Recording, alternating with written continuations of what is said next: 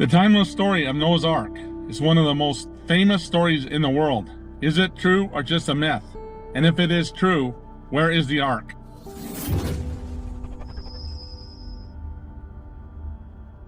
Today there seems to be very little proof of Noah's Ark.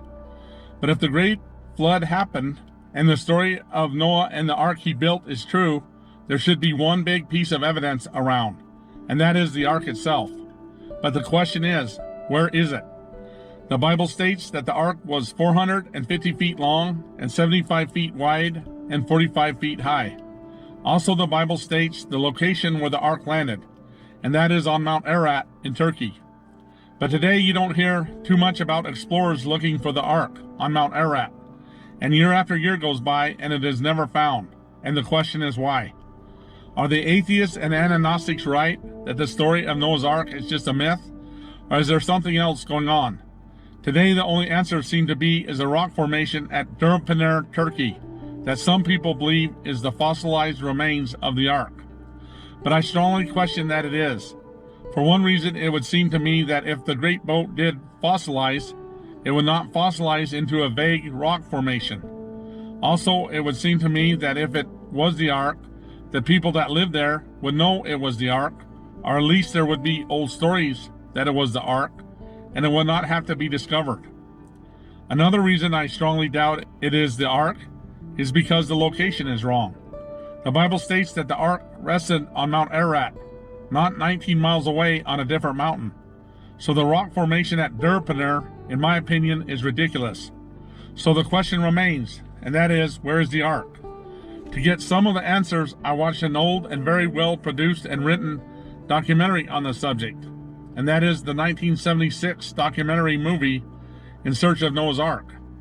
According to the documentary, the ark is on Mount Ararat, and the spot the ark came to rest on is thought to be about 15,000 feet in elevation. According to the documentary, there are old texts and writings that show that people were making trips and pilgrimages to the ark in ancient times, long before the birth of Jesus Christ, and that Noah's Ark was known in the ancient world. The documentary named off a few famous historical people that claimed to have seen the ark. One of them was Marco Polo, the famous explorer who reported seeing the ark in 1246. In 1840, there was a powerful earthquake on Mount Ararat, which caused big landslides on the mountain that tore the ark in two. Part of the ark was buried and crushed by mud and ice. The other half of the ark stayed intact, but slid about 1,000 feet down the mountain. Also, St. Jacob's Monastery that was built on Mount Ararat also got destroyed by the powerful earthquake. The monastery reportedly had many artifacts from the ark. It is also reported that about 2,000 houses in the area were also destroyed by the earthquake. The largest amount of people seeing the ark at one time is in 1917, when Russian Tsar Nicholas dispatched 2 companies of soldiers to look for the ark. The soldiers reportedly found the ark and took pictures of the ark and measured the ark. But then the documentary went on to the difficulties and challenges of climbing Mount Ararat. Mount Ararat is a steep mountain to climb. It also has lots of snow and ice, unpredictable weather, and lots of dangerous crevasses. But despite the challenges and difficulties of climbing Mount Ararat, it is not an impossible mountain to climb for skilled and experienced mountain climbers. In 1976, there were several teams of mountain climbers wanting to climb Mount Ararat to look for the ark. What was holding them back was the Turkish government. The Turkish government would not give the mountain climbers permission and permits to climb Mount Ararat. The reason the government had for refusing the mountain climbers was that the region was politically volatile and dangerous and unstable. Many of the climbers remained optimistic, hoping that in the not too distant future that the region would politically stabilize and they would be given the permission and permits to climb Mount Ararat. In more modern times, most of the reported sightings of Noah's Ark have been from airplanes. The first airplane sighting was in 1916 by 2 Russian aviators. After the first ark sighting, there was a small but steady stream of airplane ark sightings on Mount Ararat.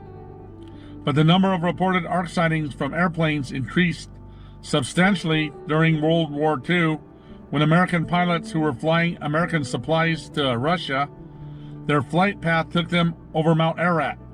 Dozens of American pilots reported seeing Noah's Ark while flying over Mount Ararat. One of the sightings was written up in a 1943 Stars and Stripes magazine. After World War II, Ark sightings continued, but at a slower rate. The most famous airplane Ark sighting was from Ronald Bennett, who was the White House photographer who was on Air Force One while flying with President Jimmy Carter, going from Warsaw, Poland to Tehran, Iran, for a New Year's party hosted by the Shah of Iran at his Winter's Palace on December 29, 1977. Ronald Bennett said, while in flight, someone on the airplane said, "If you look down, you will see Noah's Ark." Bennett looked down and said halfway up the mountain, clearly visible, was a large dark boat. When Bennett was asked if President Carter seen the Ark, Bennett stated that he thought Carter did, but Carter never confirmed seeing the Ark. But what I find interesting is many years later, in June of 2016, 91-year-old Jimmy Carter visits the Ark Encounter in Kentucky. The Ark Encounter is a replica of Noah's Ark. When Carter is asked about Noah's Ark, Carter says he believes in evolution. That is a very odd. If he believed in evolution, he probably would not believe in Noah's Ark. Then why would he make a big trip to see a replica of the Ark? But then Carter states he is a devout Christian. Wow, that is an odd combination. A devout Christian evolutionist. A very strange bird indeed. That goes together like fire and water. I am speculating here, but this is what I think is going on with Carter. I believe he did see the Ark from Air Force One, so he knows it is real, and that is why he wanted to see the replica. But he does not want to say too much because he is an old compromised politician and he does not want to make the powers to be mad, so that is why when he is asked a direct question, he gives an off-the-wall answer. Also, I believe that is the reason Carter will not say he's seen Noah's Ark, when in fact he did. But the question remains, where is the Ark? I believe this is the answer. Allegedly, WikiLeaks leaked out a 1968 government document that said Turkey collaborating with the United States is to hide the location of the Ark. If that document is real, and I believe it is, then that would explain why the Turkish government would never give the mountain climbers in the 1970s permission to climb Mount Ararat to look for the Ark. Then it is also reported that in 1991, Noah's Ark was destroyed by Turkish warplanes shooting multiple missiles at the Ark on Mount Ararat. Which, if that is true, and I believe it is, then that explains why explorers are not interested in going to Mount Ararat to look for the Ark like they were in the 1970s. Also, there are not any new reports of people seeing the Ark from airplanes like there was in the past.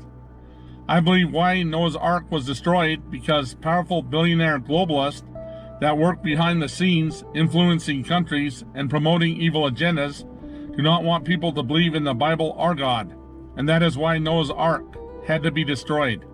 Anyway, thanks for watching my video and have a good day.